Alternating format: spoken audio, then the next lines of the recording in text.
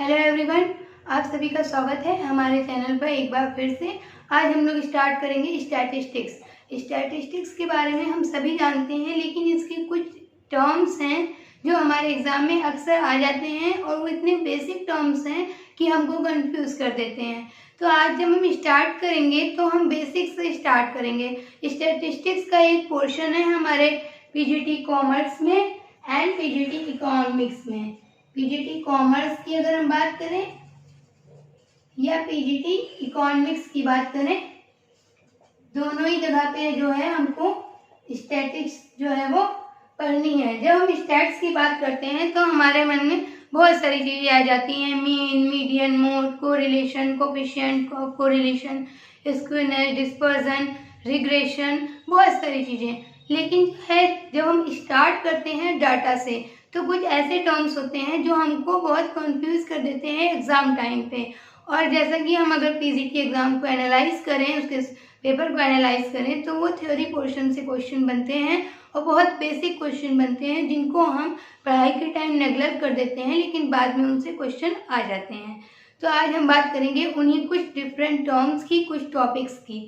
तो सबसे पहले जब हम स्टैट्स की बात करते हैं तो हम बात करते हैं डाटा की।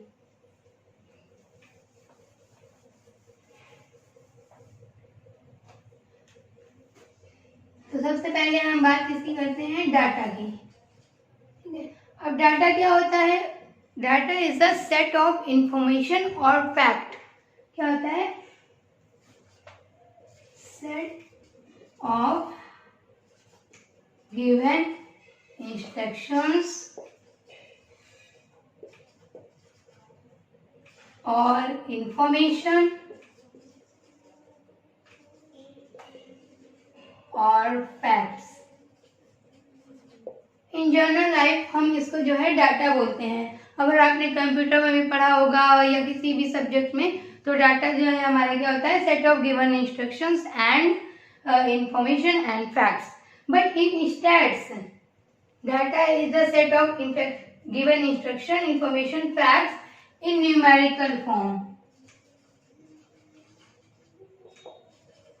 अगर न्यूमेरिकल फॉर्म में कोई नंबर है, कोई डाटा है, कोई इंफॉर्मेशन है, कोई फैक्ट्स है, तो दैट इज कॉल्ड डाटा, जब हम स्टैट्स की बात करते हैं। अच्छा, डाटा जो है हमारा कैसा होता है? प्लूरल फॉर्म होता है।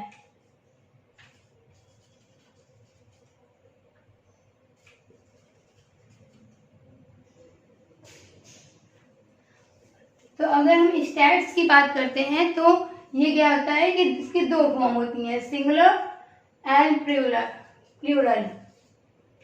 Singular and plural. जब हम सिंगुलर की बात करते हैं तो हम इसको एज अ सब्जेक्ट पढ़ते हैं, एज अ सब्जेक्ट पढ़ते हैं। एंड जब हम प्लूरल की बात करते हैं तब हम इनको डाटा के फॉर्म में पढ़ते हैं। Is it clear? जब हम कहते हैं कि ये स्टैट्स हैं यानी वो डाटा है, और जब हम बात करते हैं कि स्टैट्स एज अ सब्जेक्ट तो हम इसको सब्जेक्ट की तरह पढ़ते हैं। तो अब हम बात करेंगे स्टैटिस्टिक्स की। स्टैटिस्टिक्स क्या होता है? Statistics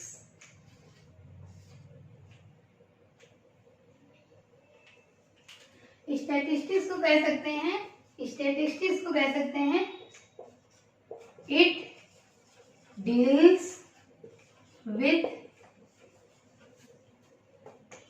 collection,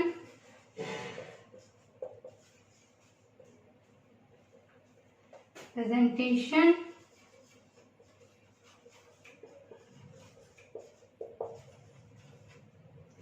classification,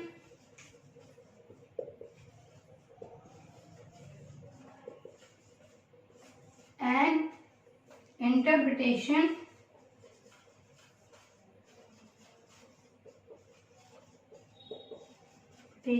of data.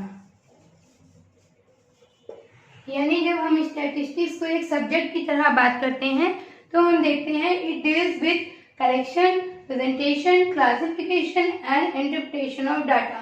यानी हमें डाटा को कैसे कलेक्ट करना है, कैसे उसको क्लासिफाई करना है, उसको क्या एनालाइज करना है, उसका क्या इंटरप्रिटेशन है, क्या उसका प्रेजेंटेशन है, इसकी बात हम स्टैटिस्टिक्स में करते हैं। तो अब हम बात करेंगे मेनली डाटा की। देखिए क्या होता है, एग्जाम में पूछ लेते हैं डाटा के टाइप्स, या data primary data, secondary data से काफी क्वेश्चन बनते हैं, ग्रुप्ड डाटा, अनग्रुप्ड डाटा, कुछ टर्म्स हैं like frequency distribution, class size. जब भी हम बात करेंगे मीन मीडियन मोड की या कोरिलेशन की, तो हम क्लास साइज की बात करेंगे। अब क्लास साइज क्या होता है, ये एच या आई किसको रिप्रेजेंट करता है, ये भी हमें देखना है। मिड वैल्यू क्लास साइज की, इन सबको आज हम इस वीडियो में इंक्लूड करेंगे। मेजरली हम डाटा को 2 टाइप्स में डिवाइड करते हैं या क्लासिफाई करते हैं। तो जब हम टाइप्स ऑफ डाटा की बात करते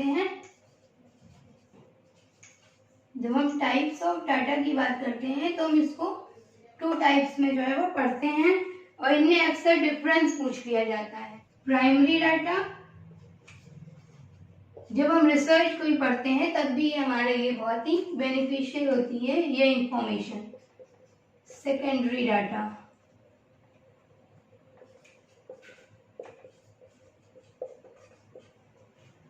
प्राइमरी डाटा क्या होता है और सेकेंडरी डाटा क्या होता है।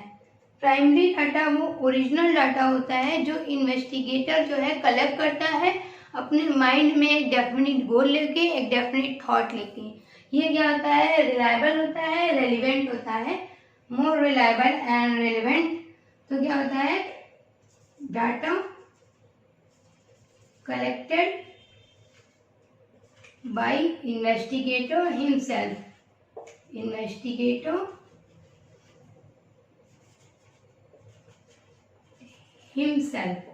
जो डाटा जो है इन्वेस्टिगेटर खुद कलेक्ट करता है किसी एक डेफिनेट गोल के लिए, फॉर अ डेफिनेट ऑब्जेक्टिव।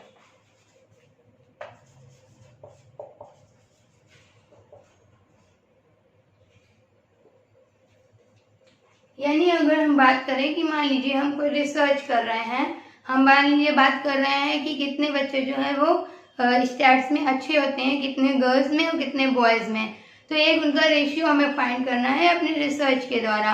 तो हम जाके अपने आसपास, या हमने मान लीजिए 100 बच्चों का डाटा ले लिया, 50 गर्ल्स और 50 बॉयज, फिर हम उनके पास गए, हमने उनको एक टेस्ट दिया, उसमें जो उनके स्कोर्स आए उसके बेसिस पे हमने डाटा कलेक्ट किया।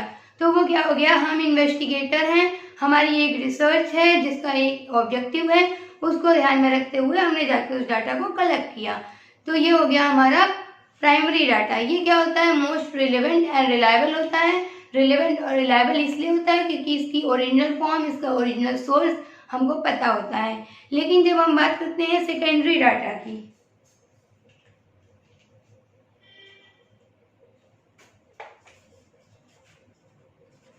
तो डाटा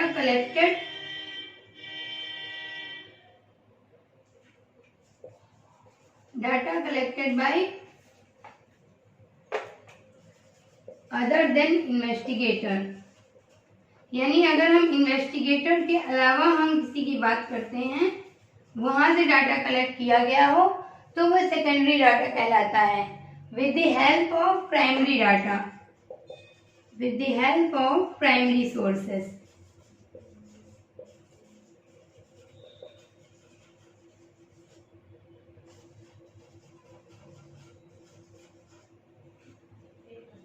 जो प्राइमरी सोर्सेस हैं उनकी हेल्प से जब हम डाटा सेकेंडरी डाटा कलेक्ट करते हैं तो उसको हम लोग सेकेंडरी डाटा बोलते हैं। जैसे कि हमने सेम एग्जांपल पहले वाला ले, लेकिन उस पर कोई रिसर्च हो चुकी है पहले ही, तो उसके डाटा मैगजीन्स में या जर्नल्स में या न्यूज़पेपर में हमने पढ़ा, न्यूज़पेपर से हमने डाटा कलेक्ट कर लिया, मैगजीन से, जर्नल से, गूगल से, बुक से, इंटरनेट से हमने कहीं से डाटा ले लिया, तो उसको हम लोग सेकेंडरी डाटा बोलते हैं। ये लेस रिलायबल या लेस रेलिवेंट होता है in comparison primary data, because हमें यहाँ पे ओरिजिनल सोर्स का नहीं पता होता है या हमने खुद से जाके उसको स्टडी नहीं किया होता है। तो ये बात हो गई हमारी प्राइमरी डाटा और सेकेंडरी डाटा की। अब हम बात करेंगे कुछ अदर टर्म्स की।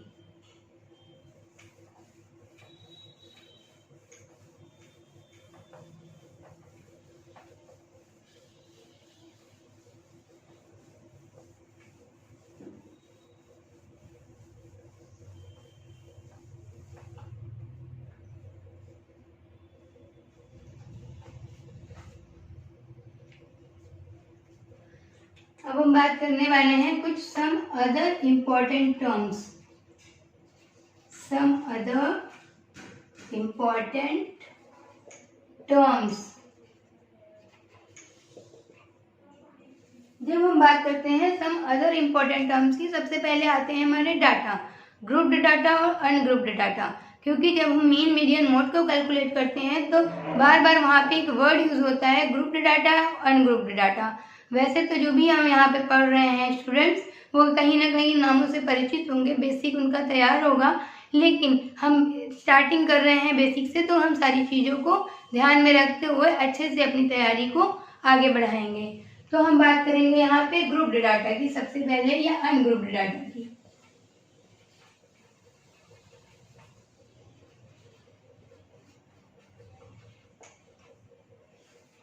तो अनग्रुप्ड डाटा क्या होता है? The data find in an original form it's called ungrouped data. यानी डाटा जो होता है हमारा, जो भी डाटा ओरिजिनल फॉर्म में है, ओरिजिनल फॉर्म में है, यानी इसको कोई क्लासिफिकेशन नहीं किया गया है, इसका कोई टेबुलेशन नहीं किया गया है, इसका कोई फ्रीक्वेंसी डिस्ट्रीब्यूशन नहीं किया गया है। ये नॉर्मली जैसे हमको डाटा मिला है हमने उसी तरह से लिख दिया। जैसे मान लीजिए हमारे क्लास में 5 स्टूडेंट के मार्क्स हमने लिए, 5 हैं, 10 हैं, 15 हैं, किसी के मार्क्स 20 हैं, हमने बस उनको ऐसे रॉ फॉर्म में लिख दिया। तो ये क्या होता है? रॉ फॉर्म ऑफ डाटा होता है। जिस तरह से हमको डाटा मिला उसी तरह से हमने उसको प्रेजेंट कर दिया, दैट इज अनग्रुप्ड डाटा। अब इसके बाद हम लोग बात करेंगे ग्रुप्ड डाटा की। अब इसके बाद हम लोग बात करेंगे ग्रुप्ड डाटा की। ग्रुप्ड डाटा क्या होता है? जब ग्रुप्ड डाटा की बात करते हैं, we may condense data into classes और ग्रुप्स। हम क्या कर सकते हैं? डाटा को बांट सकते हैं। किसमें? क्लासेस या ग्रुप्स में। We may condense data into classes और ग्रुप्स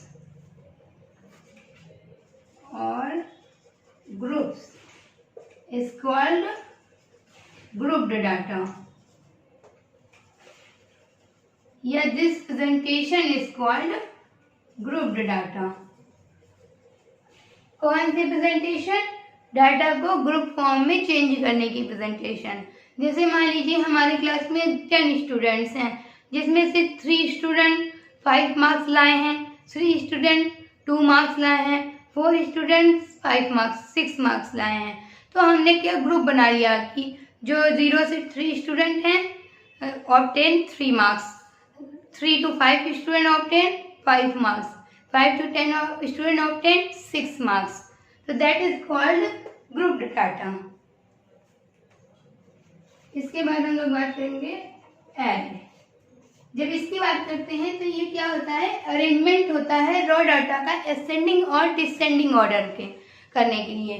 देखिए हमको असेंडिंग और डिसेंडिंग ऑर्डर में करने की जरूरत पड़ती है जब भी हम मीडियन निकालते हैं, मोड निकालते हैं, या आगे जब हम सीरीज बनाते हैं, क्लास इंटरवल्स बनाते हैं, तब हमको डाटा को अपने असेंडिंग और डिसेंडिंग मैग्नीट्यूड में चेंज करने की जरूरत होती है। तो उसी को हम ये बोलते हैं। तो यहाँ पे हम लिख देते हैं data arranging in ascending or descending form, descending order। I hope it is visible to you। इसके बाद हम लोग बात करेंगे अपने नेक्स्ट टर्म की, frequency.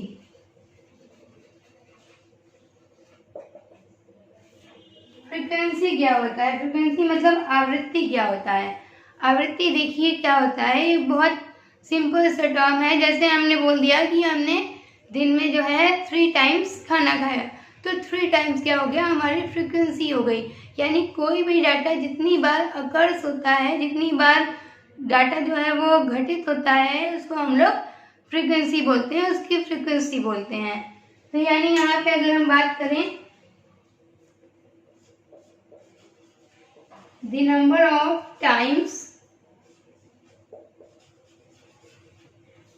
number of times An observation is occurs. Observation or data is called frequency of observation. Is called frequency of observation. बहुत simple सी चीजें हैं, लेकिन छोटी छोटी चीजें ही हमको एग्जाम में कंफ्यूज कर देती। कभी भी हम बड़ी चीजों को लेके कंफ्यूज नहीं होते, हम छोटी चीजों को लेके ही कंफ्यूज होते हैं। Fifth term is class interval. Class interval ये हमको बहुत सुनने को मिलेगा अभी वर्ड जो है क्लास इंटरवल। जब हम किसी डाटा को ग्रुप में क्लासिफाई कर देते हैं तो उसको हम लोग क्लास इंटरवल बोलते हैं। Each group into the raw data, the raw data is classified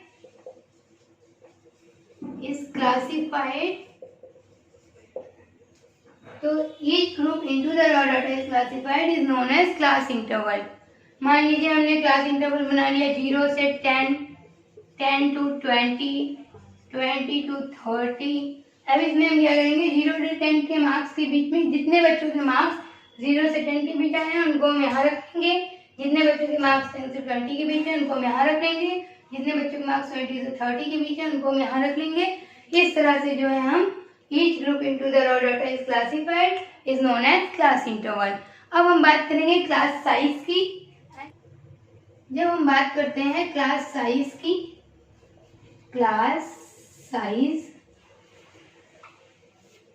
size मतलब इसको हम I या H से डिनोट करते हैं। ये क्या होता है, देखिए जब भी जो है हम क्लास इंटरवल बनाते हैं तो उनके बीच का एक डिफरेंस होता है। जैसे 0 से 10 के बीच का डिफरेंस है 10, 10 से 20 के बीच का डिफरेंस है 10, 20 से 30 के बीच का डिफरेंस है 10। ये हमेशा एक होता है, यानी तो है हमेशा निश्चित होता है। एक जो हम बना लेते हैं वही कॉन्टिन्यूसली पूरे क्वेश्चन में या पूरे सोल्यूशन में हम फॉलो करते हैं।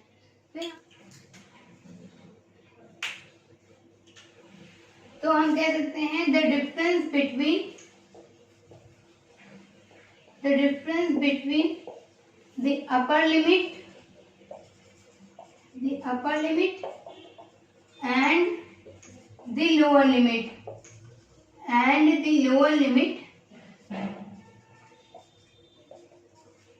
is known as class size। किसका अपर लिमिट और लोअर लिमिट, क्लास इंटरवल का। मान लीजिए 0 से 10 के बीच या 10 से 20 के बीच का जो भी डिफरेंस है, यानी डिफरेंस कैसे निकालेंगे, ये हमारा क्लास साइज है।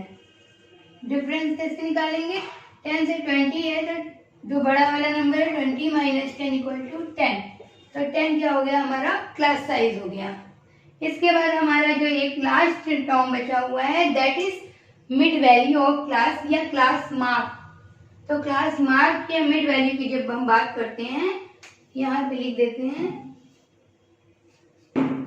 क्लास मार्क और मिड वैल्यू ऑफ क्लास, इसको x से डिनोट करते हैं। जनरली इसको जो है हम लोग x से डिनोट करते हैं। तो ये क्या होता है,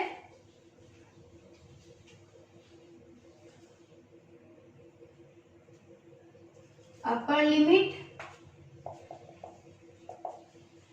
plus lower limit divided by 2। यानी अगर हम इसकी बात करें इस क्लास की 10 to 20 की, तो हमारे लिए अपर लिमिट है 20 और लोअर लिमिट है 10 divide by 2 equal to 30 upon 2 equal to 15। यानी अगर हम यहाँ पे क्लास मार्क या मिड वैल्यू की बात करें that is 15। So I hope आपको ये सारे टर्म्स क्लियर होंगे।